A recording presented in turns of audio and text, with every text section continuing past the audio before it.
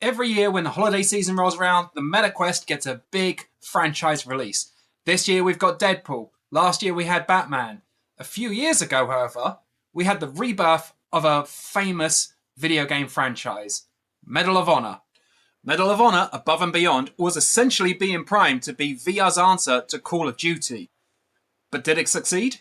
Stick around and you will find out.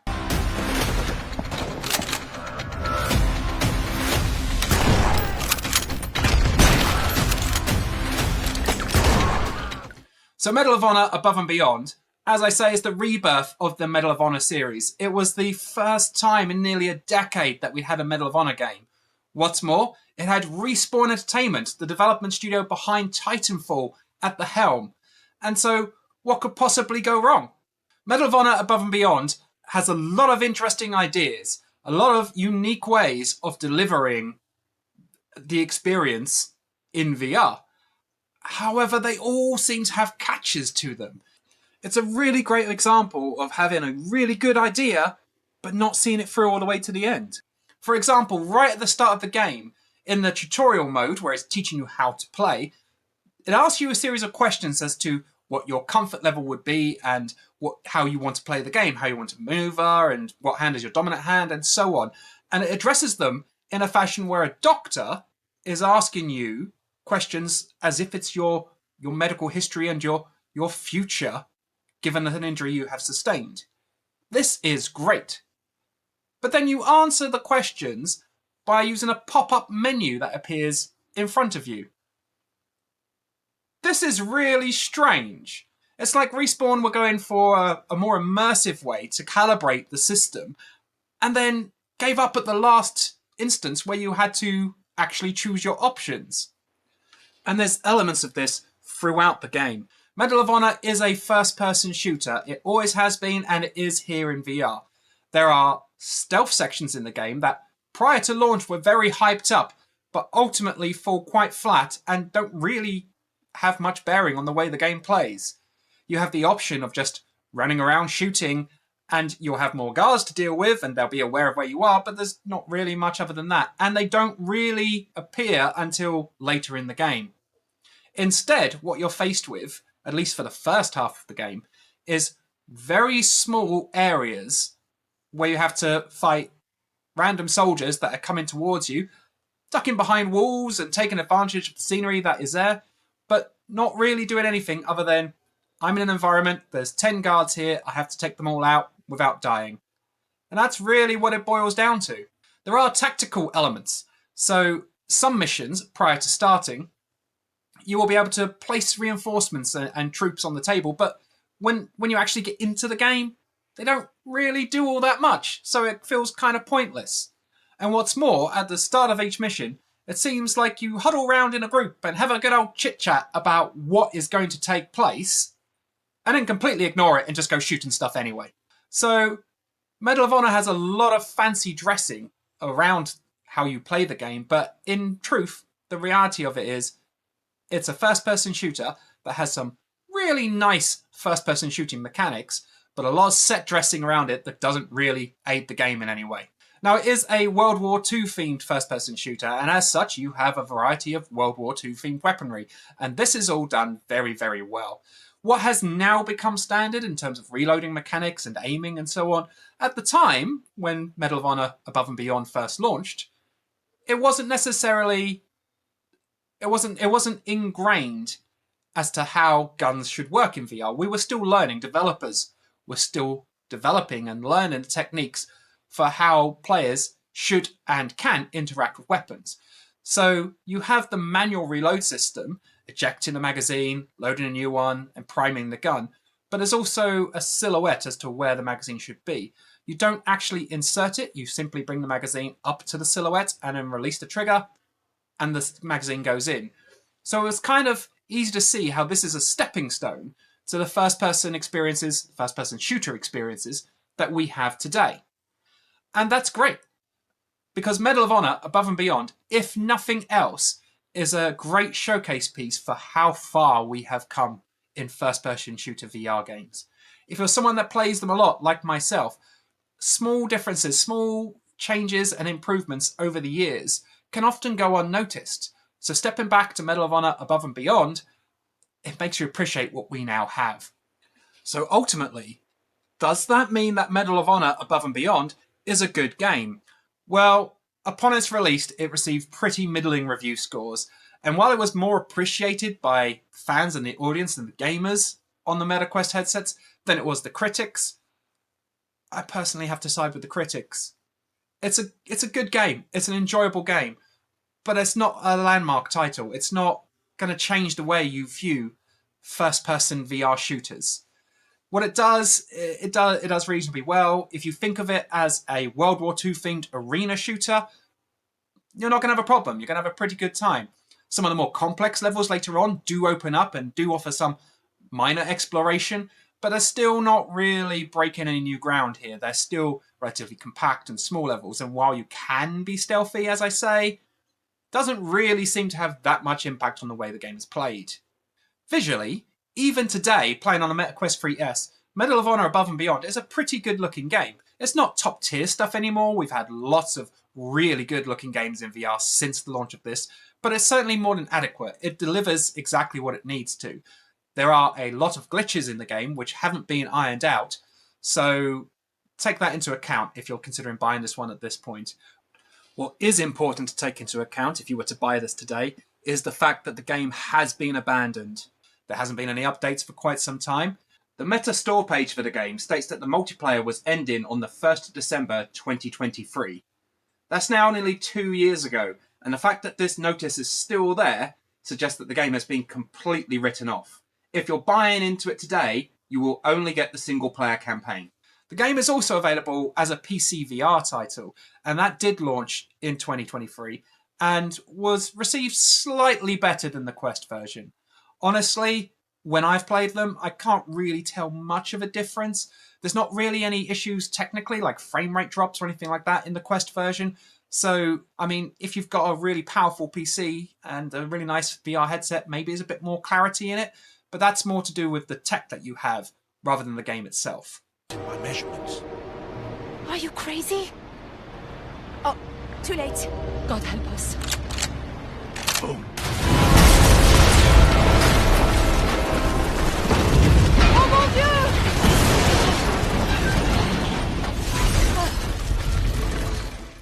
So Medal of Honor Above and Beyond is not the first-person shooter that I would recommend people trying as their first experience in VR.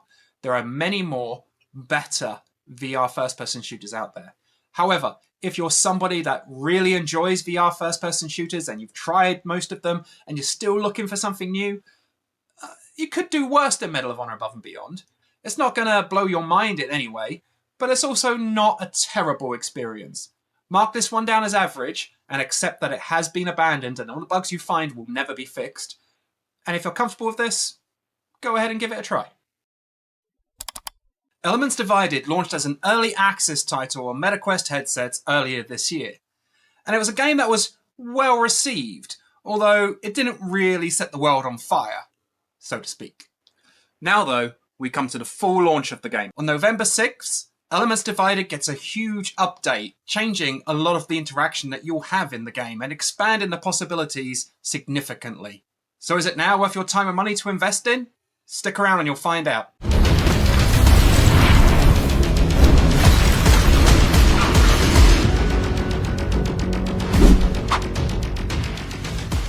So Elements Divided, for some very obvious reasons, was compared to Avatar: The Last Airbender a lot when it arrived. The game has you command in elements such as water, earth, fire, and wind, and throw in spells out with them. Now, I'm not someone that's ever watched the Avatar: The Last Airbender series, although I've played some of the games, so I kind of get what's going on here, and I understand those comparisons. But don't think you're going to be making some elaborate constructs out of elements here.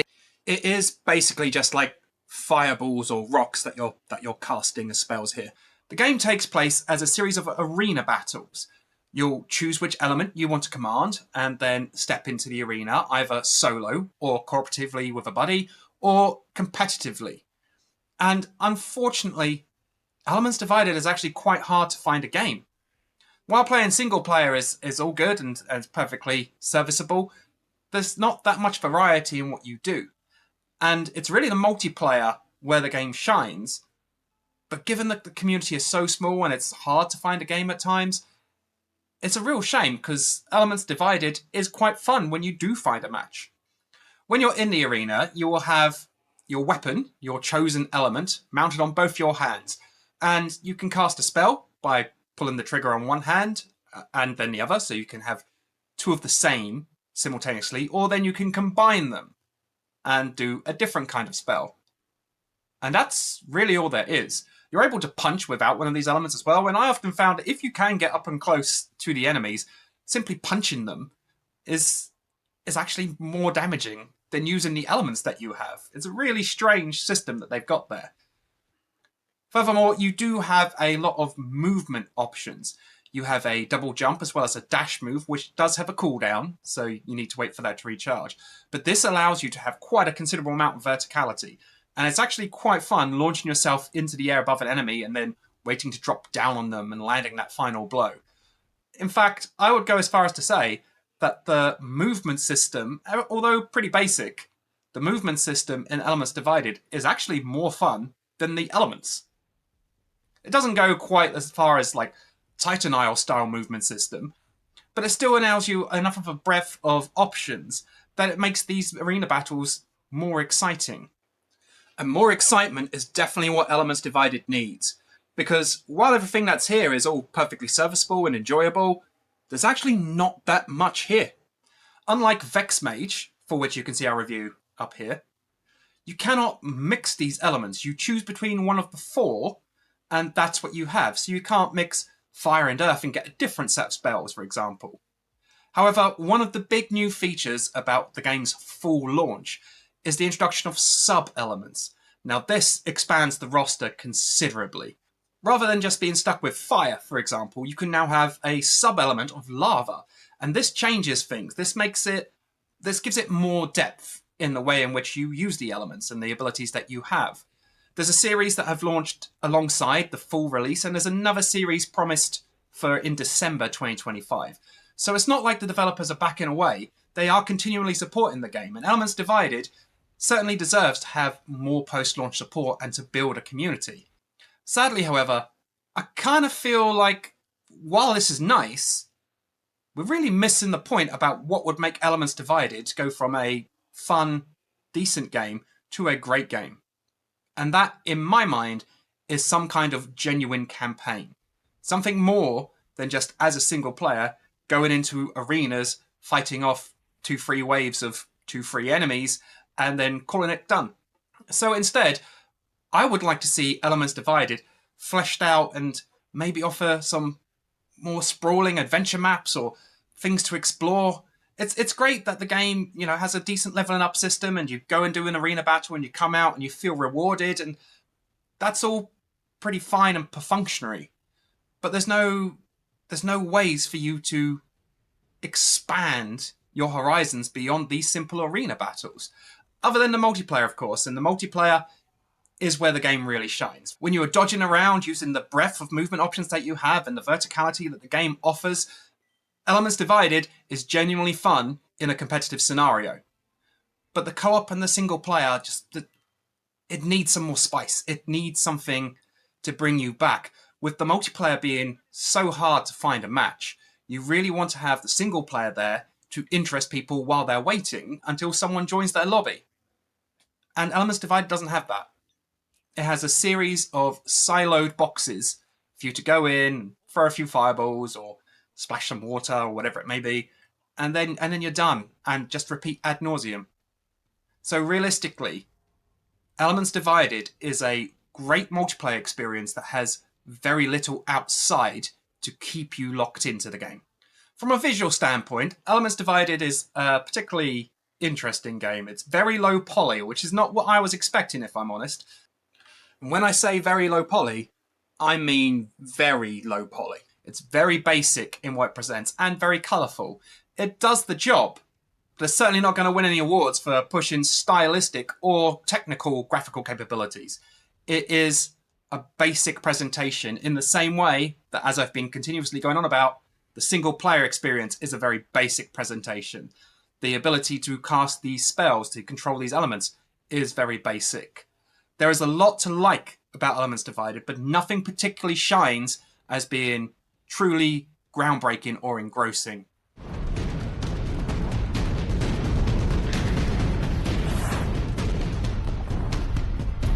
Level complete. Level 2.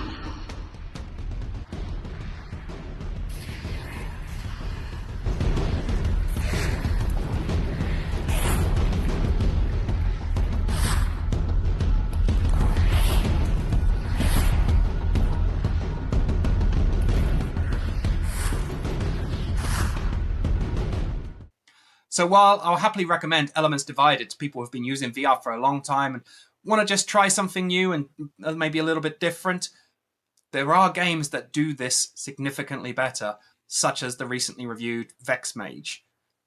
So if you're looking for a multiplayer experience, Elements Divided is the one. If you like this idea of casting different spells and merging abilities and things, then go for Vex Mage every time. So, developers, if you're watching this, let's flash out that single-player campaign and give something to people to enjoy while they're waiting for someone to jump on and give them a match. There are lots of games that have launched in VR claiming to redefine the strategy genre for the immersive medium, but ultimately kind of ended up like a tower defense game. How to God, however, is not one of those games. It is a different kind of strategy game. If you're thinking maybe Populous or Black or White, you're pretty close to what this is.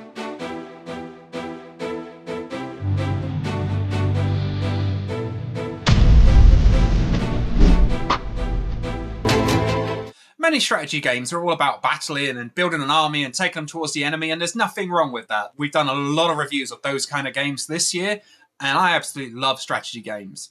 But How to God is more like a strategic management sim.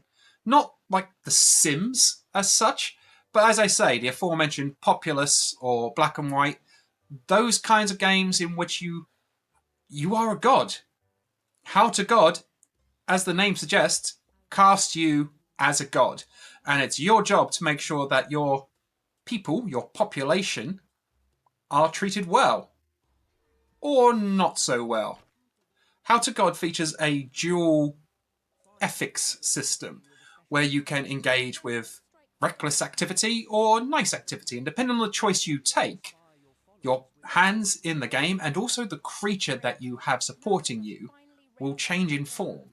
So the game begins by giving you this creature and asking you to choose one from a selection, and there's not really much in the way of customization. You can change some accent colour, but that's about it.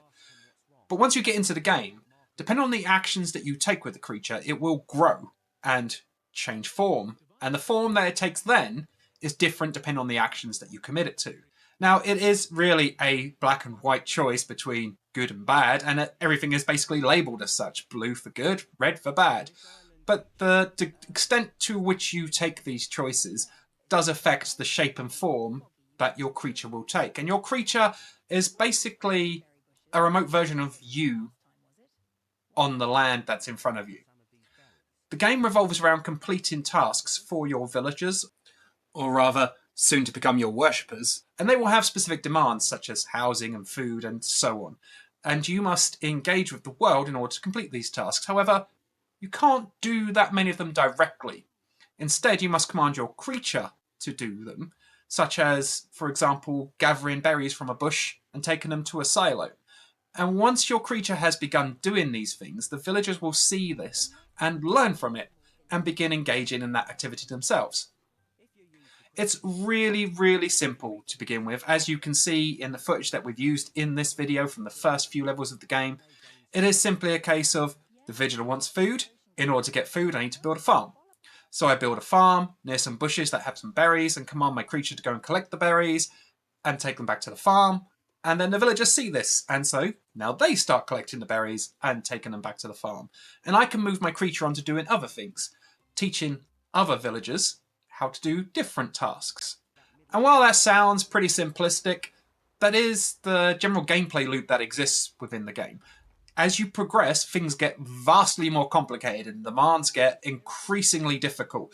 but you still have the same system of using your, I don't want to say avatar, we'll stick with creature, using your creature to engage in the world and ultimately teach your worshippers how to do things. Now, you can assign tasks to your worshippers, and it's a really simple system of finding out the item that you need to merge them with in order to do that task. Again, in the footage in this video, you'll see the first one you get given, which is a piece of wood and a villager, merge them together, and they become a lumberjack, and they can start cutting down wood. It's a really simple system, and as the game continues, it tells you less about how to do it. So it encourages experimentation. There's lots and lots of things that you can do in the world that don't seem particularly obvious at first. Again, the game teaches you at the start, you can pick up a cloud and squeeze it together and it will rain. That's great, but how is that useful? Later in the game, if you set something on fire, just grab a cloud out of the sky and put that rain down and it'll put out the fire. And there's loads of tiny little incidents like this. You'll learn a lot of things that you can do through stone tablets that exist in the world. And at first, again, the game highlights these and shows you where they are. But later on in the game, they're a bit more hidden. And in order to achieve a certain task, you may have to explore around the world a little bit and find the clues to piece together this puzzle. The tasks that you're set, as I say, they grow quite extensively in the challenge. I won't say difficulty because the game isn't actually very difficult. The challenge is that it asks you to engage your brain. And as such, this can be considered a strategy game because of the way in which you deploy your resources. You're not going to be fighting off loads of enemies or armies, although there are bandits in the game, but they're only a minor distraction.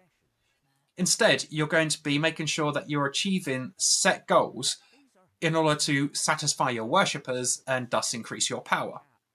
It's a really simple system, but also a really engaging one. The way in which the world presented is as a God-style world.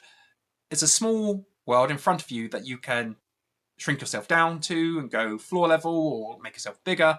You can move it around, pivot on your own axis, and you can scramble across it to reach new places. And the maps do get quite large. They're not exactly massive, but they are big enough that you can engage in later levels for upwards of an hour just by moving through task to task to task to task as it takes you across the map. And you unlock new areas by bringing your creature to remove the fog of, not war, but the fog of exploration, and uncover new things and new objectives, and there's all sorts of side quests that appear. So How to God is really a game that, if you enjoy this kind of genre, you're definitely going to get your money's worth here. In terms of visuals, it's not exactly rewriting the rulebook. What is here is pleasant, but there's not much in the way of variety. As you progress through the game, you'll get new map styles and things like that. Each new level is a new location on the Earth, and that's nice, but there's not actually huge amounts of variety between them.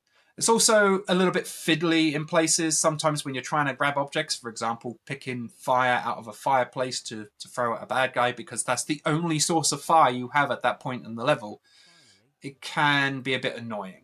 And also, when you construct objects, I'm sure there's probably a way around this. Maybe it was entirely my fault, but I often found that because of the way I was holding it, there was one block that was really awkward to slot in order to complete the shape that I had to for the scaffolding to be built by my villagers. And so I was fiddling around with it for a little bit longer than I should be in order to make sure that this was going to work. And I can't put it down for some reason. If I put it down, it just doesn't do anything and it's really difficult to pick back up. So again, that one may have just been me, but I did find this as an awkward part of the game as I was trying to progress through it.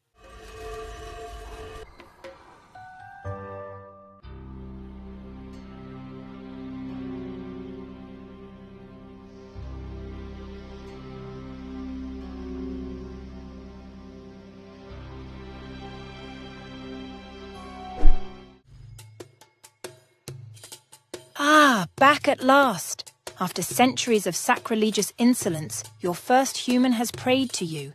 Do you see that glowing marker? That is the person who prayed to you. It seems to be their village leader. A village leader? Jackpot. Let's see what they have to say. tap on their head to talk to them. Thank God.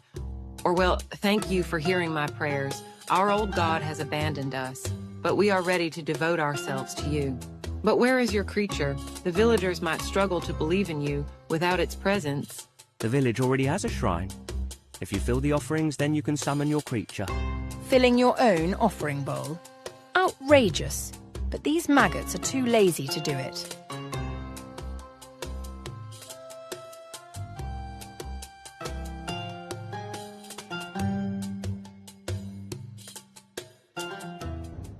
So really, that's all we have. We have some minor niggles that I'm sure the developers are aware of and will endeavour to fix at some point in the lifespan of the game. Raising up against a really enjoyable management strategy type god simulation game. So again, if you like the likes of Populous or Black and White and management strategy sims as a whole, How to God is a really good adaptation of this genre for VR. It's not going to bring any new converts. If you're not a fan of this kind of game, don't think How to God is going to change your mind. But if you are already involved with this genre, you like this kind of game, then How to God is probably the first one you should try in VR. We've just come out of the spooky season with Halloween now behind us, but that doesn't mean that horror is off the table. VR has often been considered a fantastic place for horror experiences, so we're going to take a look at another one today. Nox Noctis's OVRDARK, a do not open story.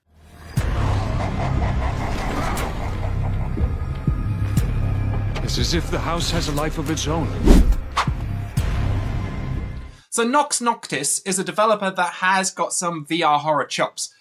Do Not Open was a game that has launched both in flat screen and in VR and was very well received. And OVRDARK is kind of the successor. You don't need to know anything about any other experiences from this studio in order to get on board with OVRDARK. It is a standalone game, so don't worry about that too much.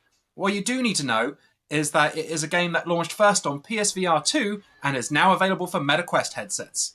So I personally had the privilege of playing the PSVR 2 version quite some time ago, and I can tell you that the differences between the PSVR 2 and the MetaQuest are purely in terms of optimization. It is the same game, the same horror experience, regardless of which format you're playing on. And what we have in that horror experience is a game that's full of puzzle solving, exploration, jump scares, and more besides. A lot of the game takes its cues from the survival horror genre. That is in terms of the puzzling, not really in terms of how you as the player live in the world. There's no health meters or ammo counts or anything like that to worry about. It is a game in which the instance that you're in, the moment that you're in, is the moment that you are playing. You're not going to have to backtrack and find ammo that you've left behind or searching through cupboards or anything like that. There are incidental objects that are littered around, and it's surprising the balance between what is interactive and what's not. Honestly, I feel like there's a bit of confusion here. Sometimes you'll think, oh yes, that toolbox, I can nudge that around and play with it for a little bit, so this one I can as well, and then you'll find that actually it's just background scenery. So while it's nice that there are some interactive elements in the world, it's not always obvious what will be and what won't be. In terms of what's essential for the game, however, these all have symbols like little circular icons showing you what can be picked up and what needs to be picked up in order to progress. This isn't always the case when it comes to objects that are going to be used right here and right now in this puzzle and don't need to be held. For example, statues that you can drag across the floor. They have obvious places where you can hold them in order to move them. And after the first demonstration of this, lifting a barrel in the underground basement to move it out the way, it comes pretty natural. This object needs to be moved to this point in order to progress, and so on. So it's only really smaller objects, incidental objects that might be hiding in a dark corner that you get this icon for. And that really is, I would suggest, it's become evident that this is required through playtesting. I do believe that Nox Noctis is a studio that loves VR horror and has played this game extensively to understand how people coming into the game will feel.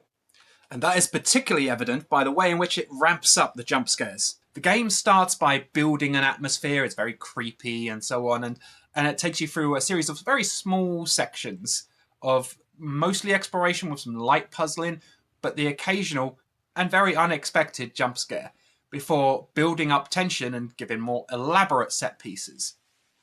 So the way in which the game folds out is very well crafted.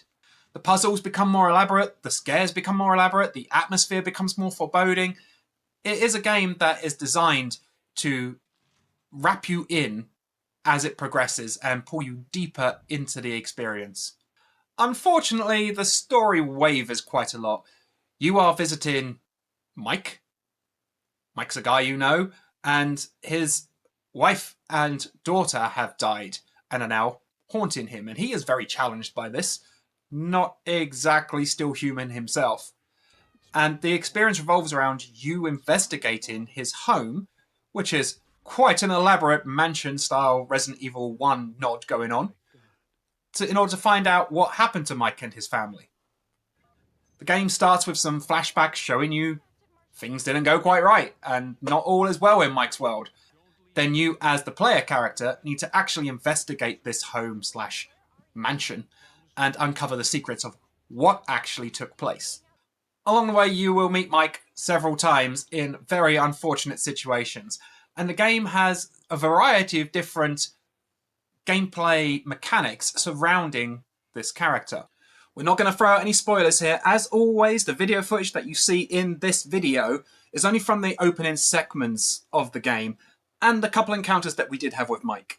The first one was simply, oh look, there's Mike's dead body hanging in the basement, and when you walk around to go view it, it's no longer there. Oh, spooky. And then a second encounter where he pushes you down some stairs, and a mechanic kicks in, where the game asks you not to move your head or hands, obviously the two motion inputs that the MetaQuest has, because if you do, he will not be happy. And so instead, you just have to sit there in silence, essentially, and wait until he leaves before continuing your exploration. After this point, the game opens up significantly. You have a lot of different areas that you can explore all at once. And it does involve a bit of backtracking. You'll find item X that can be used on placement Y and so on, but it's still never too elaborate. You'll often find that the items you need are very obvious in where their placement is. You'll often see the placement before you see the item that you require. And you'll be knowing, oh, okay, so in order to access this, I need to find whatever item it may be. So the game plays out with very specific survival horror tropes in it, but not survival horror gameplay in terms of combat or anything like that. You're not going to be being cautious about using firearms or weaponry because there is none. That's not the kind of game this is. You should imagine this as more like a haunted house style experience, like Affected the Manor, for example, crossed with the puzzling mechanics that you would see in a survival horror game. So there is not really a survival element to this, but it is thick on atmosphere in terms of the horror element of the game. Now back to that PSVR 2 to MetaQuest adaptation. Unfortunately, there seems to have been some minor issues in bringing the game across. There are a few frame rate drops and a bit of stuttering, but nothing that's too terrible. What is more terrible is the amount of bugs that I experienced when playing this game. One example I'm going to throw at you right now is when I was in the basement, right at the start of the game, the phone started ringing, but there was no phone in my hand or anywhere around for me to answer. So I quit the game, reloaded, and at that point, after a small amount of retracing my steps, I got back to that point, and the mobile phone that I had to answer was in my hand. However, upon this reload, I no longer had the torch that I had previously acquired. So for the next 15 to 20 minutes, I was wandering around in the dark, often unable to see what was happening because I didn't have the torch accessible. And then I found a key which I had to put in a lock, and as I did, the torch suddenly reappeared in my hand, out of nowhere. So these kind of bugs, they're not common, but they are in the game at several points and do mar the immersion somewhat. They do taint the experience when something along these lines that, something that you knew was tried and true of the game suddenly isn't there anymore and then suddenly reappears later on with no explanation. It's a little off-putting at times and kind of draws you out of the experience, and it's an experience that is very heavily reliant on you being deeply involved in it. So OVRDARK, in my opinion, is a game that is great for horror enthusiasts. It's a really good atmospheric VR experience with some light puzzling and interesting enough plot. In VR, though, there are lots of horror games, and I'm sure that for newcomers, there are better options out there. So, for horror aficionados, don't hesitate, jump straight into OVRDARK, whether you're on PSVR 2 or MetaQuest headsets, if you can forgive a few bugs here and there. For newcomers to horror, maybe check out some of the other stuff that's available before jumping in here. People Can Fly is a studio that got famous with their work on the Gears of War franchise and later Bulletstorm. Incuvo are a studio that have been working a bit differently with survival games. The pair have teamed up yet again for another new title, Tracked Shoot to Survive. And this game definitely has more similarities with one of the previous titles than the others.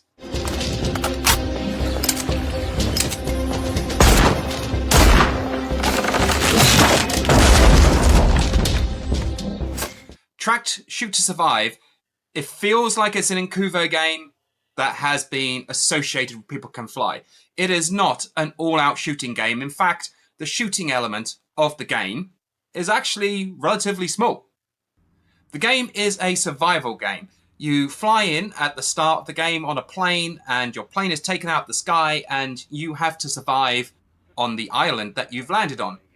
The idea is that you're trying to find your sister, who's been lost somewhere, and you have resources available in a management system through the fact that you did come here as a child. Your dad's cabin is on this island. So you can visit it and create new items using the workbenches that are there. You can cook and you can heal yourself and so on. But all of this is done in-game. It is a survival game at its very root. And the shooting part of it is kind of like a layer that goes on top. When the game begins, which is the footage that you'll be seeing in this video, no spoilers here, it's a very linear experience. There are a couple of different routes you can take, but they ultimately come round to the same point, allowing you to progress the story. And the story is progressed through flashbacks. You'll get to a point, the screen will fade to black, and it'll come back with a sort of semi-uncoloured environment. And story moments will play out in almost three-dimensional stills of you and your sister and your father, telling the story of how you were children here and what has happened. You learn at the start that your father's actually died, and the original plan for being here was to go and scatter his ashes. That doesn't really go according to plan. So as you're developing the story and pushing through progression in the game, that linear structure kind of fades away, and you're more freeform to explore as you wish. And this is the biggest part of the game, the exploration element. As you're going through the world, which is very Far Cry-esque, as you're going through the world, you will learn new elements of the story, new details about what's going on this island, why you were attacked, and so on. But also, you'll learn a ton of new elements for your crafting and your supplies and general survival skills. The variety of tools and weaponry that you have at your disposal is quite staggering at times. You will build a pretty large inventory of tools and items that you can use. And while you have to stave off things like hunger and thirst, it's not really too aggressive unless you're playing on the hardest difficulty setting. Instead, these are just elements that you have to monitor, making sure that you are keeping on top of as you explore the island. So with exploration being the key part of the game and crafting and your survival also being important, where does the shooting come in? Well, the shooting element of the game, it's okay. It's not going to blow you away. There are shooting games, predominantly shooting games in VR, that are significantly better. But what is here is actually pretty well balanced. You have a large variety of weapons. We're only going to show a couple in this video because we don't want any spoilers, but there is a wide variety for you to find or build and craft or repair and whatever the case may be. And they all are treated differently. They all have different reload mechanics, different crafting mechanics, different ways of shooting them. It's variety that Tracked Shoot to Survive offers more than anything else. And it's good that the game opens up later on because that allows you to take this variety of weaponry and inventory stock that you have and all your crafting abilities and stealth or combat or whichever way you want to go about it and exercise them in whichever way you want to go about it. It's not simply a case of you now have an open map, but you still only have a handful of guns, so you're going to be doing every single element, every set piece in the same way. Track Shoot to Survive offers you the ability to go different routes and do different things at different times, and there's no real prescription as to how, except for the fact that you do still have to pursue that storyline. So while the world opens up a bit later, it is still funneling you along in a direction, although it does it very, very subtly. The early part of the game where it's like there's an objective marker ahead of you and just one path that you can follow to get there, or maybe a little branching path that ultimately comes back to the same point, that is still there, but it becomes hidden. It becomes obfuscated. You can't see that this is the only way you can go as well as you could at the start. There is some freeform to the play, allowing you to, as I say, both explore the terrain at your will, but also explore those items, the inventory and the crafting at your will. So Track Shoot to Survive is a mixed bag in terms of exactly what it delivers. It is a survival game, which is why I was saying at the start of this video about like Bulletstorm versus like Green Hell. It's definitely much closer to Green Hell. And so what you get is a game that is open to interpretation. You can just follow the path that is set before you, take out the enemies, go hunting for food, and so on, and complete the game with a pretty standard progression. Or you can explore. You can challenge the preconceived notion of this is the checkpoint that I need to reach, and the simplest way to reach it is just to shoot everybody in the head. You can go about things differently and experiment and live in this environment, which obviously is one of the things that VR does best. Now, there are some issues. While we never encountered any particularly egregious frame rate drops or anything like that, which is fine from a technical standpoint, often we found that the crafting mechanics, you'll be engaging with an item and it won't balance in the right way. Sometimes when you're trying to switch items between your two hands, it just doesn't understand what you want to do and you end up dropping it. And often I found that you'll be going to put items in your backpack, you will hear the zip noise denoting that you are in the right place to put it in, but ultimately you just drop it on the floor behind you, and the sound effect for that isn't loud enough to make you realize you've done that, so you'll go marching off and then find you don't have that item later on when you need it.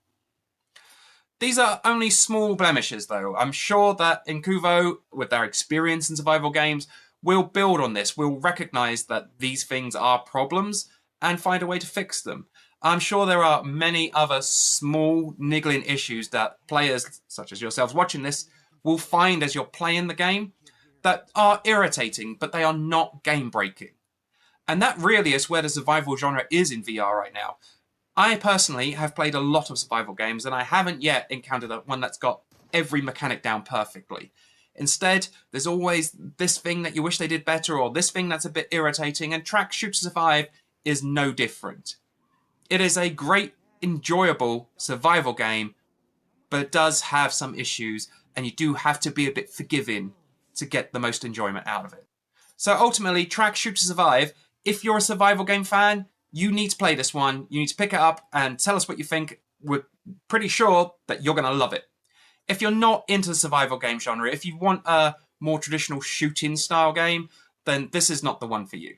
This is a game that puts shooting as a B-tier mechanic below a lot of other things, such as exploration, crafting, and even the survival to an extent.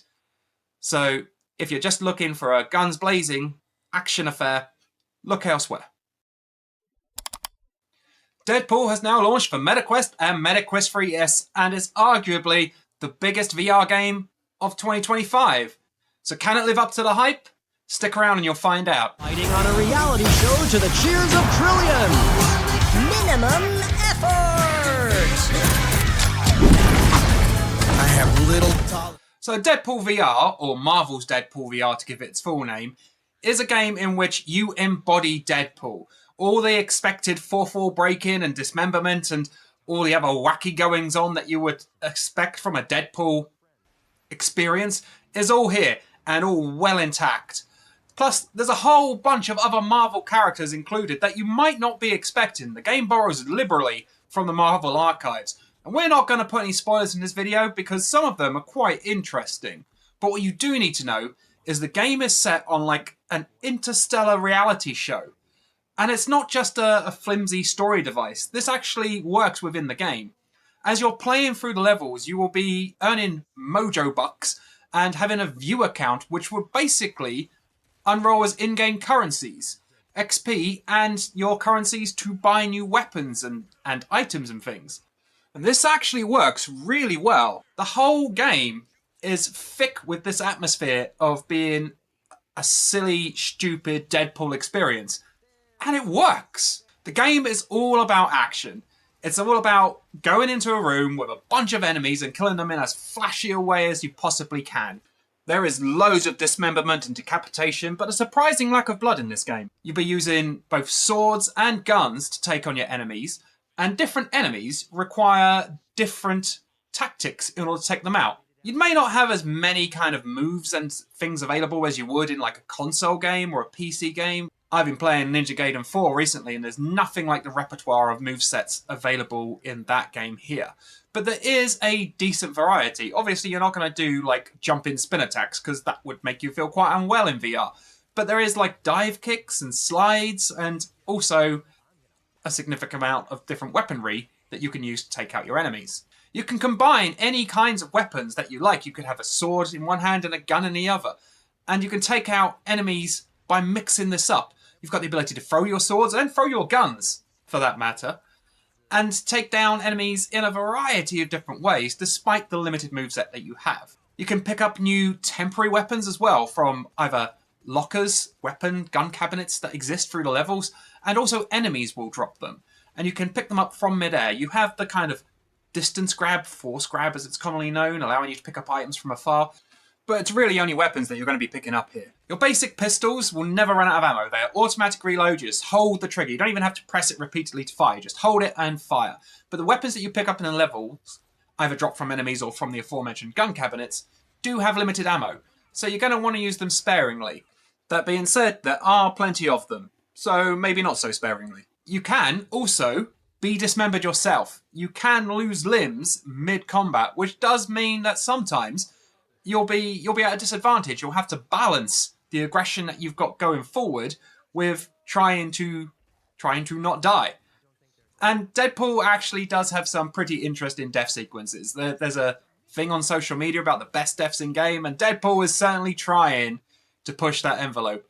There are many that are repeated, but some of them, in some levels, are actually quite humorous. Now, we spent the first half of this video talking about the all-out action and the combat, and that's frankly because that's all Deadpool is. Don't go expecting any kind of cerebral puzzles or challenges here. There is a little bit of platforming. You have a grapple gun, which allows you to connect with distant platforms, and you have to do a bit of wall running, which is super simple. But you're not going to be solving any tricky puzzles to progress through the levels here. In fact, I think the most difficult puzzle that Deadpool ever throws up is sometimes when you're in these arena battles, a door will open somewhere, and there's lots of doors, so you've got to figure out which one it is that allows you to progress to the next area. Not exactly challenging. And that being said, Deadpool does fall into the whole just kill all the enemies to proceed, I don't know, mechanic? Is that really a mechanic these days? A bit too often. Now, the combat is really fun, so it's not too big an issue. But often you'll find as you're going through levels, you enter an arena, kill a bunch of bad guys, walk along a bit, enter another arena, kill a bunch of bad guys, and so on and so on and so on. And as I say, the combat's fun, so it's not too bad. But the boss fights you encounter, they could have done with some more work. Boss fights are largely a case of just circle strafing around the area, occasionally jump in to avoid an incoming attack while blasting as fast as you can. And then a bit of a VR-style QT at the end. You're told which move to pull off, which weapon, in order to progress to the next part of the boss fight. There is a little bit of pattern learning, but I mean, it's a far cry from the likes of Elden Ring. Deadpool VR is a decent length. It's certainly not a short game, and the developers have actually packed in a ton of stuff that will make you want to replay the levels, actually padding it out quite significantly. There are hidden characters you can unlock and go through the game again as these characters, and sometimes they'll be able to access areas that were locked off previously. And as is often the case, Deadpool will make a quip about these when you find them and you're not able to access them. And they don't exactly add a lot to the game, but they add more time and more enjoyment of you going, I remember there was a room there that this character will give me access to. When I unlock that character, I'm going to go back and see what was behind that door. It's pretty simple and it's been done in games before, but it's not bad. And there's also collectibles throughout the levels. Comic book covers that you can collect and other unlockable items. I mean, there's nothing truly innovative here, but as I said at the start of the video, it all just works together. It's an extremely comfortable and well-rounded Deadpool VR package. And talking about comfort, the accessibility options are top tier. The game at the start throws up 3 different options for you, and you can choose between which one depending on how comfortable you are with VR. They do have preset, for example, I went straight into the hardcore VR one because obviously I played a ton of VR. So I had full motion turning, no snap turning or anything, no vignette for movement. But these are options that you can turn on. So while at the start you might think, oh, you know, I haven't played that much VR, I'm going to go super easy. You can turn them on and off as you progress through the game. And there's also sequences which are entirely on rails and incredibly fast moving. And if you don't feel comfortable, you're able to skip them and watch them as a cinematic. But it is the cinematics that are kind of an issue. Some of them are quite long and they're not skippable, even on a second playthrough of a level. So when you do come to wanting to replay levels and accessing new areas and finding new unlockables and stuff, you do have to just watch them again, which is, I mean, if you're a massive Deadpool fan, then sure. But if you just want to play the game, you know, I'm sure there'll be a patch that comes soon enough that allows you to skip them on a second playthrough. Visually, Deadpool isn't exactly incredible, but just like the rest of the game, everything that's here works. It's this kind of semi-cel-shaded look, trying to ape the style of the comic books.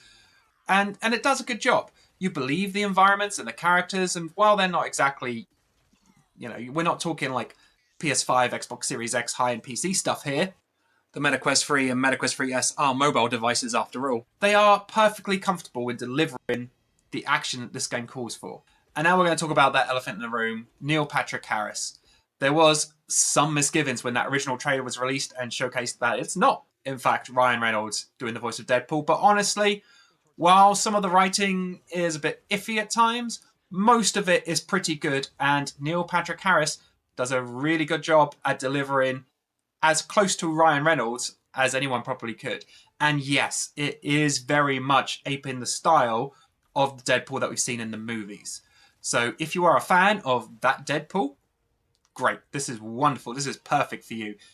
If you're not such a big fan of the films, maybe you're not going to like the kind of humor and the delivery that is here in the game. Ultimately, if you're looking for a high-quality action affair, Deadpool VR is the game that you want to go and buy right now. If you want something a bit more cerebral, this isn't it. Don't even think that this game is going to challenge you mentally in any kind of way. It is a nonsense, fun ride for a decent length of time, with some replayability thrown in. And if that's what you're looking for, it's arguably the best VR game of the year for that. On a technical side, did encounter some frame rate drops, not significantly, but more like stutters when you were loading into new areas or loading into a boss fight and so on. And I'm sure those will be patched pretty soon. So I wouldn't wait on this, not unless you want to wait for a sale. I would go out and get this day one if you're looking for that kind of nonsense action experience. There's nothing to hold you back. War of the Wizards launched on MetaQuest back in 2024. And while it didn't set the world alight, it was well received by the VR gaming community. And here in 2025, we have War of the Wizards Apprentice Edition. So what's new? What's been changed? Why a completely new release? Stick around and you'll find out.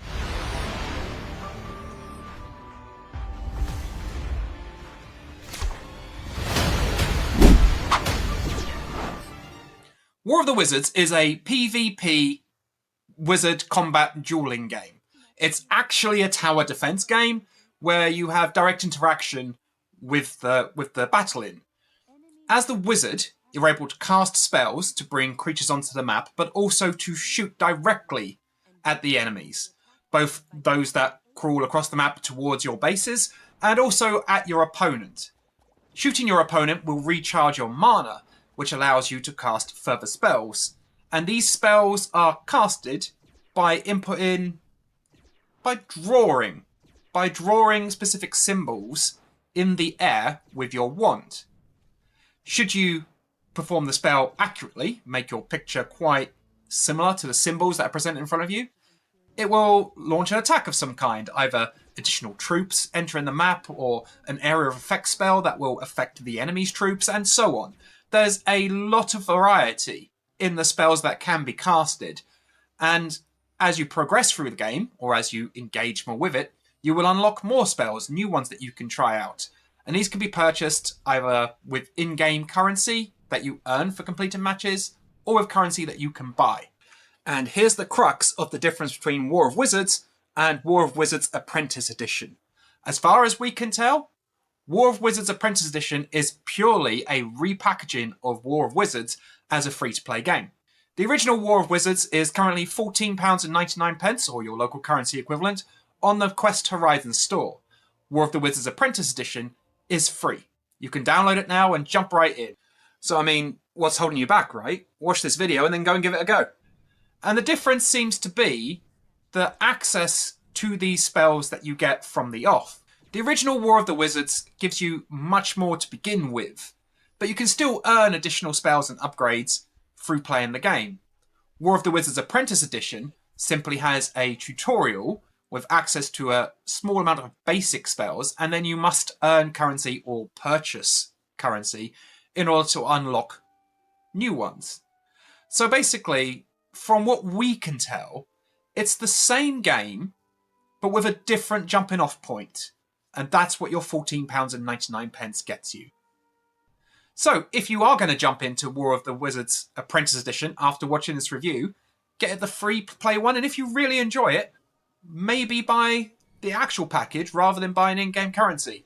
I haven't done the maths, so I'm not sure which one works out the better deal, but both games are still supported simultaneously, side by side, so you can play in one game and be playing against people who own the other. I would suggest that you probably get more by buying the package than you would do by buying in-game currency. But you guys should check that out and let me know if I'm right in the comments below. So the gameplay is largely that you are stood on a platform with a defensive structure in front of you, and then the center battleground, and then the enemy's defensive structure, and then the enemy. In order to cast your basic spell, it's simply point your wand that can be placed in either hand and press the A button to launch a small magical ball.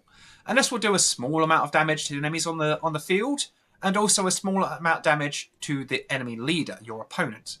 Killing your opponent, the enemy leader, is not actually the goal of the game. What that does, should you bring their health down to 0, is it puts them in a temporary pause so they cannot execute commands, they cannot summon troops or cast spells or anything similar, giving you a slight time advantage. But it also significantly recharges your mana pool. And your mana is what's used to draw the bigger spells, the more elaborate spells. Each of the spells has not only a mana requirement, a cost, but also a cooldown time. So you can't just constantly be executing spells all the time. However, before going into each match, you do have the option to change out your inventory, your loadout, of the spells that you want in that game.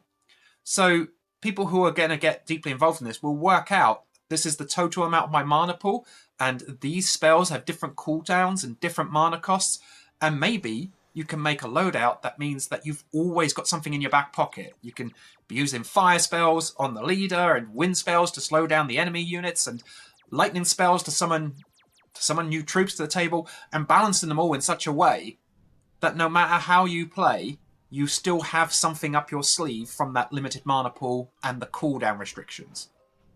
And this is what makes War of the Wizards interesting. The actual gameplay, it's pretty basic, simple tower defense game, and while there's nothing wrong with it, it's not exactly going to blow your mind. But the options of your loadout, your inventory, and the different spells that you can have, and the different combinations that you can put together, are what keeps the game fresh. It keeps it interesting. You do want to continue play to unlock new spells and see what you can pull off, see what tricks you can do on that battlefield. Visually speaking, War of the Wizards isn't exactly incredible, but it's also not bad. During the time we played the game, we didn't have any issues with like frame rate drops or glitches or anything like that. It was pretty simple, pretty straightforward. You can always tell what's happening on the battlefield, except some spells, some of your powerful spells, do emit like lights and things like that when you pull them off, that make it kind of hard to see what's going on in the battlefield. You have to like pivot around them in order to make sure you're being accurate with where you actually shoot them. But aside from that, there's no real issues with the way in which War of the Wizards is presented. It's comfortable in what it delivers, and it's an enjoyable experience. Since its launch, the developers have continuously supported War of the Wizards, and it doesn't seem like that's going to stop anytime soon.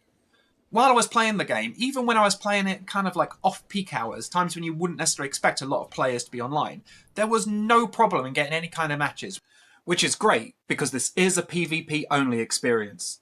But the fact that there is constantly a stream of players waiting to play means that there is an audience there, and this is a multiplayer game, a multiplayer-only game, that has landed well with the VR community. People are playing, and maybe it's the fact that it's that free-to-play game, and once again, totally recommend you go in and give it a try for yourself after you watch this video. But maybe it's the fact that it's free to play after having spent a year building a reputation is drawing people in. It's making people want to come and experience this for themselves and see if it's worth investing their time and potentially money into.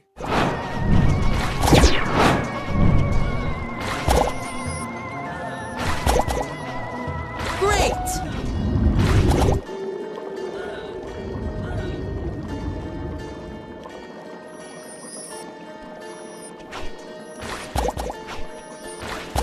Great! Great!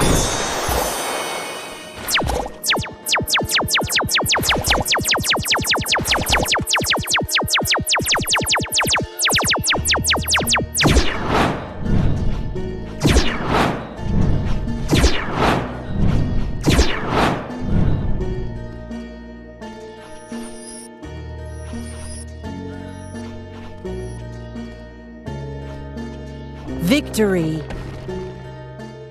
But from my perspective, War of the Wizards Apprentice Edition is definitely worth trying out as a free-to-play game. Get your time in there and give it a try and see if you're actually enjoying it. And if you are, there's the full War of the Wizards package out there that you can buy, or some in-game currency to get yourself some new spells and support the developers in that way.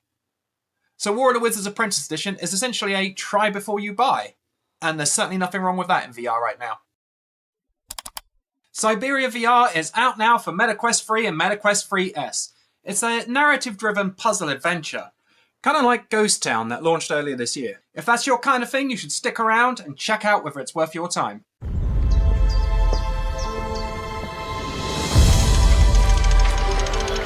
I'm a lawyer sent to take care of a delicate inheritance case. So straight off the bat, we have to say, Syberia is going for a bit of resurgence. Not only do we have Syberia VR, which this review is of, but it's also the recently released Syberia Remastered. Now, Syberia Remastered is a flat screen only game, and the idea of that release is to bring the classic Syberia title up to modern standards with better graphics and so on, but it is essentially the same game.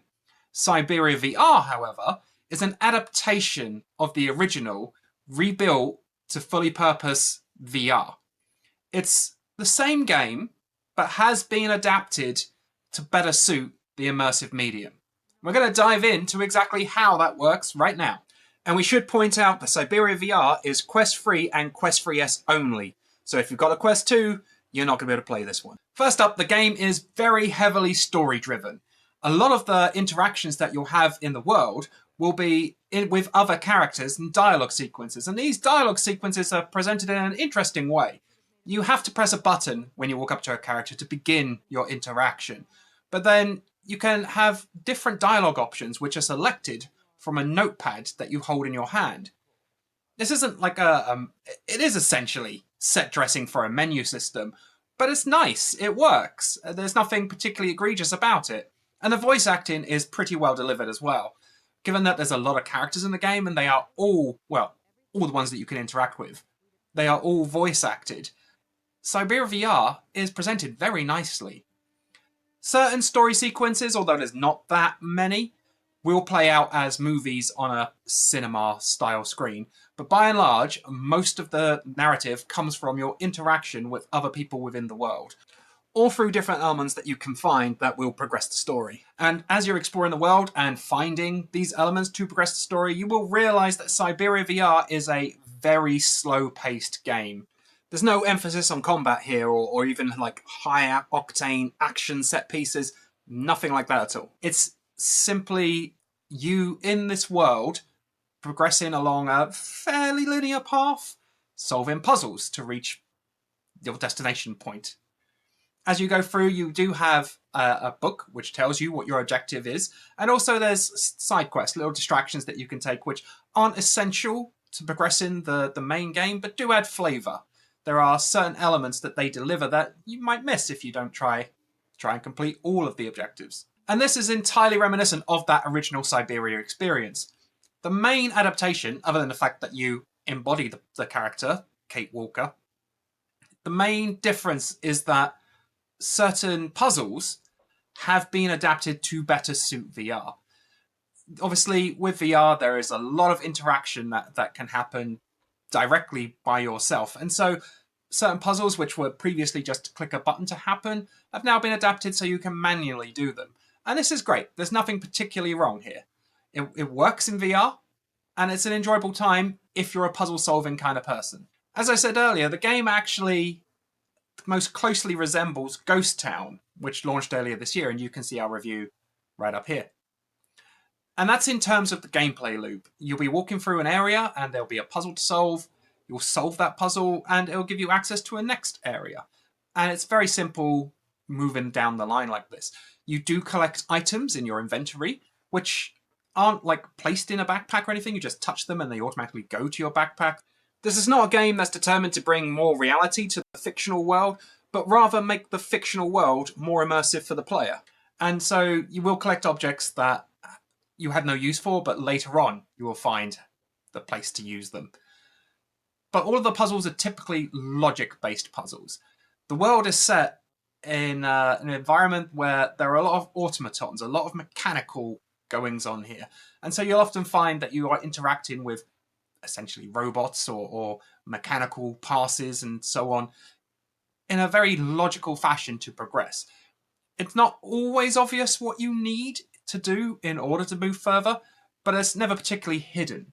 A small amount of exploration or thinking will generally find an answer to each of the puzzles pretty straightforwardly. However, in that comparison to Ghost Town, we have to say that Syberia VR does have some issues with its VR implementation. The puzzles aside, which have been adapted well, the actual gameplay is not for everybody. The game is very, very slow paced, and this is reflected in the way that Kate, the character you embody, moves. Her basic walk is a snail's pace, and when you're trying to traverse ground to get from point A to point B because you know the next puzzle you need to do is over there, but you're still just sat here, it can take time, and it's honestly quite boring. It's a game that's designed to be taken at your own pace, but it's not very interesting once you've already explored an area, having to take a long, slow walk back to another area that you want to now explore.